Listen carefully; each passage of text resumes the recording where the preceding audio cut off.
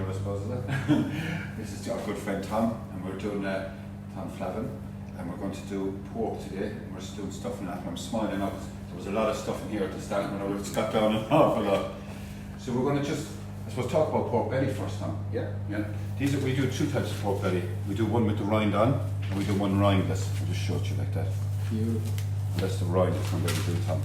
So we just try and take it just the bare fat off it there, so you have the... gorgeous, yeah. Yes. But I'd like to have the skin bite-sized so that when you're, before you cook it, score it with your knife so you have good lines through it on both sides, so you have about that size. Yeah. Because I find if your pork skin is too big, it's very hard to eat it. Yes, because we were even saying here now, what we might do is the recommendation to give us and score it even finer. Yeah, you know? nice fine score. Nice fine scores. Lovely crispy bits. And if you pour some boiling water over the pork before you, like when it's raw, at that raw state, get a kettle of boiling water, put your pork into your dish, yes. Pour some boiling water over it, and it just shrinks kind of the skin a little bit and just blanches it. I'm just going to show you, that's a rack of pork now that we just, we didn't French it or anything like yet. But we were saying maybe what we'll do is just take it off with the fat part on it too, Tom. Oh yeah, you need fat. Maybe, otherwise it can be quite dry. Quite dry, yeah. And what we might do is we might sell that as separate then, so if people want it. Gorgeous. Instead of, because some people, as you were saying, even slicing with the rind on. It's hard, especially if the skin is not scored. Yes. It can be, you have to have a really, really good knife to be able to cut through it. Yeah, that's perfect then. And if you cut the skin into bite-sized pieces, it's very easily carved. Very easy, yeah. And so we could do them enough something to fit into a dish like this. Exactly. Yeah. You can fit into your oven at home. Perfect. Yeah. Absolutely perfect size. Because we find the pork like it is beautiful. It's just I find pork belly with people are just a little bit. Yeah, people think that it's fatty, but it's not, because usually when you cook it for so long that the fat renders down on the meat and the fat kind of blend together, and it's just lush. It's beautiful. We were talking afraid of it. Yeah. And it's lovely. Like even some of the stuff that you did with it this morning, we were saying maybe too, Tom, to make it easier for people that we take the rind off and maybe season on the fat and put the rind back on it to get it scored. And we can try it where they could take it back off. Perfect. And then the rind will keep the herbs and the flavour in it, so the stuffing or whatever you're putting underneath it will be taken into the meat and the pork, and then the juice of the pork go into the stuffing, and it'll be absolutely gorgeous. This stuffing is very simple. Very simple. It's lovely, Tom. It's just butter. If you're putting it on that, like the flavour of it too. Oh my god, yeah. And the butter, there's so much butter in this, like you've a good 20% of that is real Irish butter. And then you just cook your onions and garlic very, very slowly. Really slowly. About 15 to 20 minutes, so they're really, really soft and translucent. Not coloured at all, but it really brings the sweetness out into the onions. And then add your breadcrumbs and herbs. Absolutely gorgeous. Because we've a base mix here, and that we call it a base mix. It's just mixed herbs and butter. But I saw the way that you sweat it off the onions and the garlic, and just add it. You could, we could give them a tray, they could just add that on the top. Exactly. So all you do is you get a pound of butter and a couple of onions, 2 or 3 onions like that. Chop them up. They don't even have to be even. Chop them up roughly because they've cooked so much they'll fall apart anyway.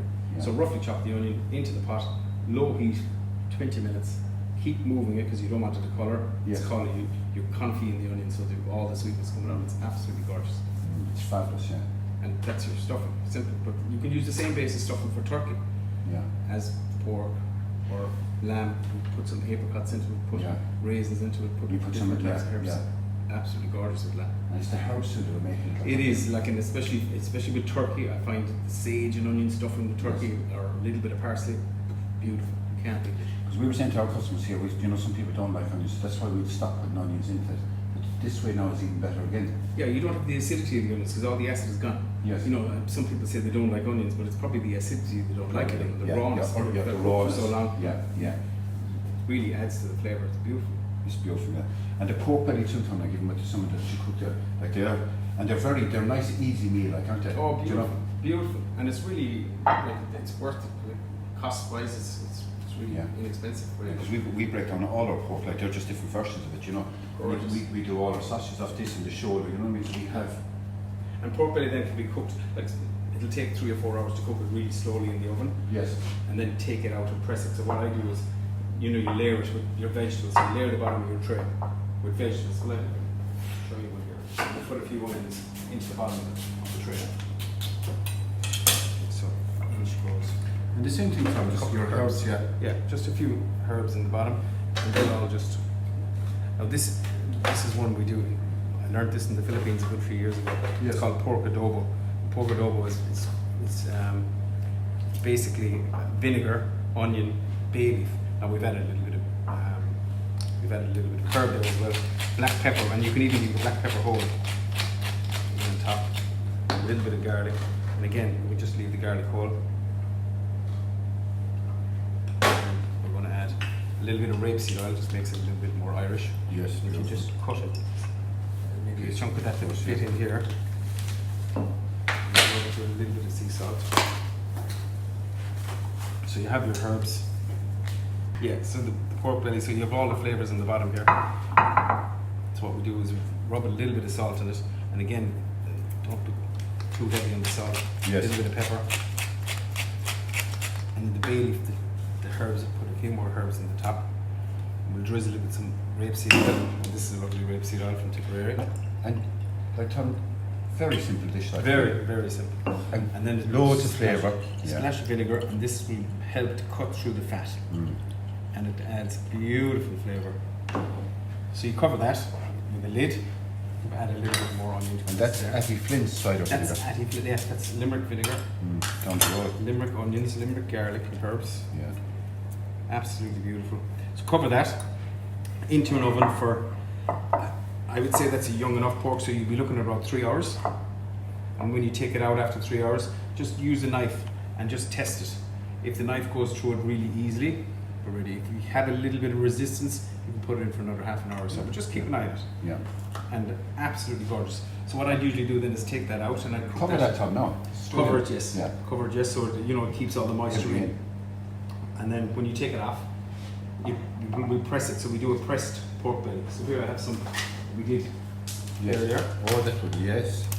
So what I do is you take it out of the oven, allow it to cool, and then put a tray on top of it and press it and put something heavy weights on top of it. Yes. You can have a bag of spuds or a bag of apples or whatever you have, and just press it so that it gives you a nice even square. Yeah. So allow it to cool and then cut it, and then that can be portioned. Like they're a lovely starter size portion, and reheat them in the oven with a little bit of water on the tray, or like be careful with the vinegar. You can put a little bit of apple juice or something like that. Apple juice would be lovely too. Beautiful. Yeah, yeah. And then serve that with a salad. You can serve it with Could you black pudding? black pudding. Like yeah. even mashed potato on that. Oh, good stuff. Beautiful. Yeah. You can cut them into bite size as well, then make canopy size, and just cut them again. Make 1, 2, 3, and stick them with a skewer. Just going to say. Serve them with salted apple, as party bites or something. Beautiful, absolutely beautiful. You'd be fairly happy if you were getting that for a start, wouldn't you? Yeah, wouldn't you? Stop. And it goes well in the freezer. You can freeze them as well, and freeze them in smaller portions so you can take them out.